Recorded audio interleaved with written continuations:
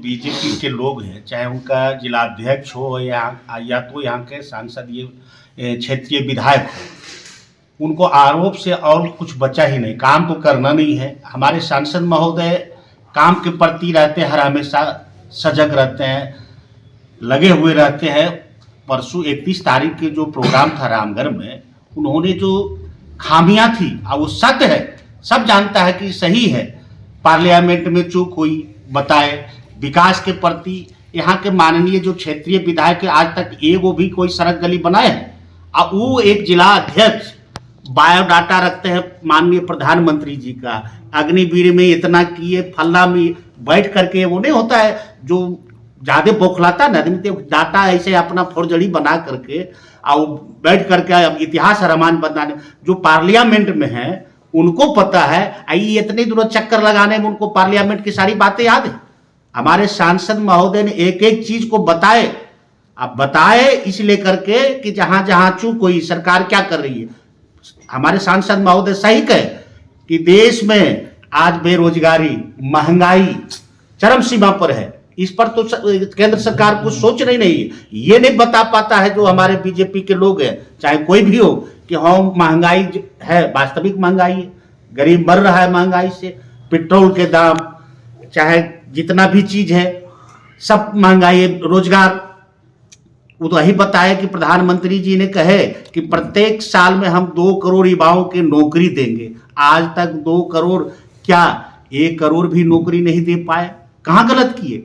Parliament में चूक हुई, 2 व्यक्ति घुसा, उन्होंने कहा कि आकर के सदन में कहिए कि माने किस तरह का माने चूक हुई है, लेकिन आज तक न माननीय प्रधानमंत्री गए न माननीय गृह मंत्री गए, तो गलत नहीं बताया। ये एक व्यक्ति जिसको बुझने सूझने आता कि नहीं है, बीजेपी के जिलाध्यक्ष है और चले हैं माने आसमान में चढ़ने के लिए, और जितना दायरा है उतने तक बोलिए, उससे बड़का नेता नहीं कहला जाइएगा।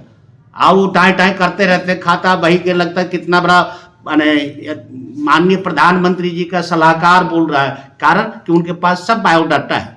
ये सब खाली झूठ के बैठ करके काम एवं करना नहीं है। अरविंद पासवान को लेकर अभी अच्छा बताइए, आप लोग जान रहे हैं, यहीं के सब आदमी हैं, अरविंद पासवान क्या उस केस में अभियुक्त है? आज तक तो अभियुक्त बनाने उस पर आरोप लगाया गया, वही लगवाए आदमी को चढ़ा करके।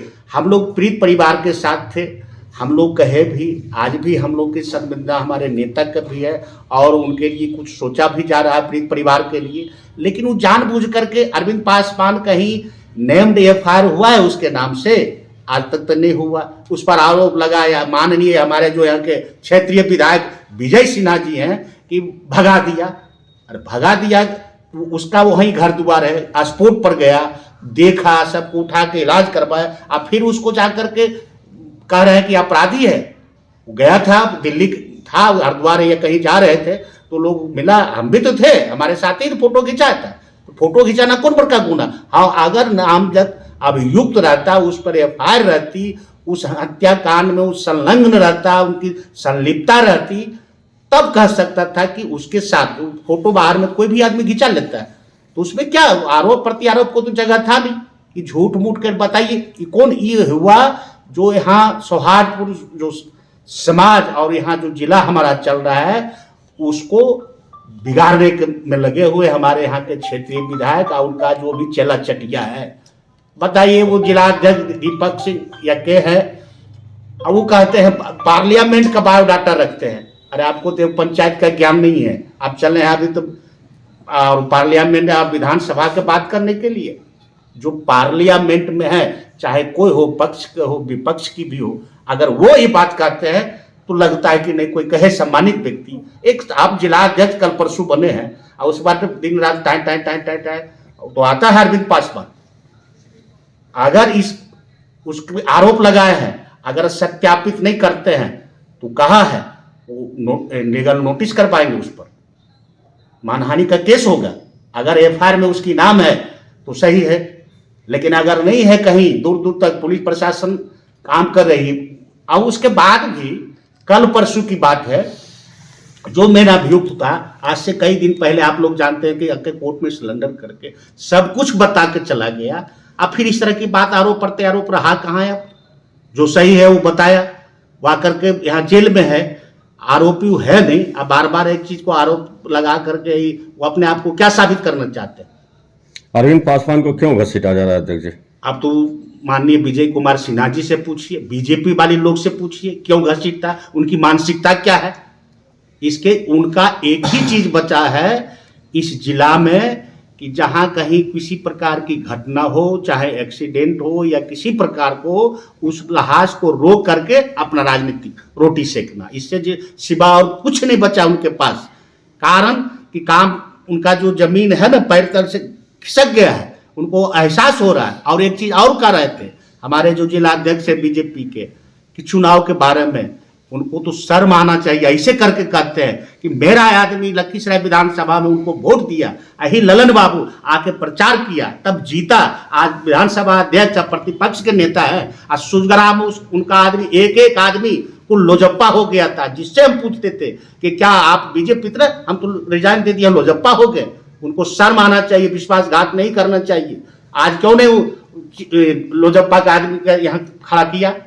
हमारे विधानसभा सुजग्राम वहां टिकट दिलवा दिए, इधर वो फ्री होकर के आज कहाँ है वो लोजप्पा? बीजेपी के साथ है।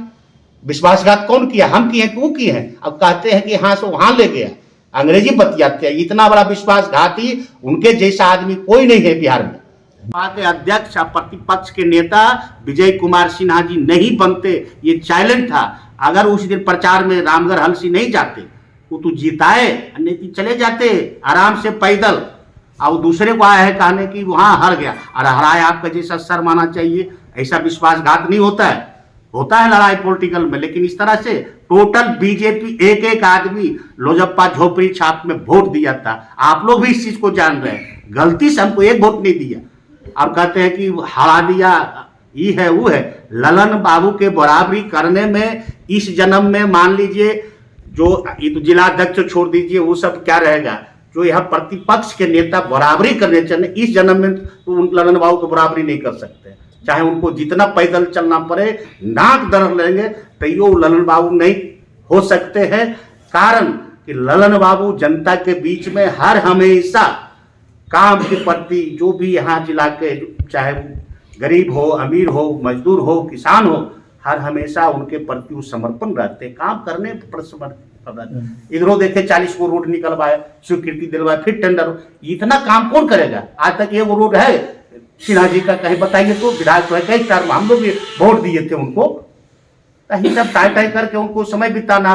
लेकिन वो नाम बतावे, जिस तरह का आरोप नगर परिषद सभापति पर लगाए हैं, उनको बताना होगा, और नहीं तो लेगा नोटिस और मानहानि का केस करवाएगा। ये सांसद जो बोल के गए, क्या गलत उन्होंने बोला बताया जाए, क्या गलत बोला? बस ऐसे कुछ बोल देना। सांसद पर बोलना आकाश में थूक फेंकने समान है, तो आप फेंकते रहिए थूक। आपको कौन मना किया है? आकाश में थूक फेंकने का मतलब आप समझ गए होंगे, थूक कहाँ गिरेगा। तो सांसद महोदय ने जो विकास की इतनी लंबी रेखा खींच दी है, उस रेखा से कोई बड़ी रेखा बनाने का आप काम करें। मैं माननीय प्रतिपक्ष नेता से अनुरोध करता हूं, मैं बार बार अनुरोध उनसे करता हूं कि आप उससे एक विकास की लंबी रेखा खींचने का काम करें ना।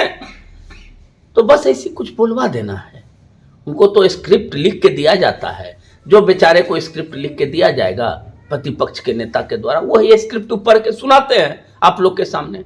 लेकिन सच्चाई पर आइए। रही बात, दूसरी बात, आप आरोप लगा रहे थे अरविंद पासवान जी पर, नगर अध्यक्ष पर। हम इन्हें कहते हैं कि दोषी हैं या ना दोषी हैं, यह तय जिला प्रशासन करेगी। अगर वो दोषी हैं तो निश्चित तौर पर कार्रवाई होनी चाहिए, मैं भी मांग करता हूं। लेकिन अगर निर्दोष आदमी का बार बार नाम लेने से आप हर वक्त नाम ले रहे हैं, ठीक है, पीड़िता के परिवार के साथ कौन खड़ा नहीं है? आप खड़ा हैं तो क्या हम लोग नहीं खड़ा हैं? हम लोग भी उसके साथ खड़ा हैं, पूरी ईमानदारी पूर्वक उसके साथ, पीड़ित परिवार के साथ आज के भी डेट में खड़ा है। उसकी जो सरकारी राशि होगी निश्चित तौर पर दिया जाएगा। अब ऐसे कुछ बोल देना तो अलग बात है। एक चीज और, हम प्रतिपक्ष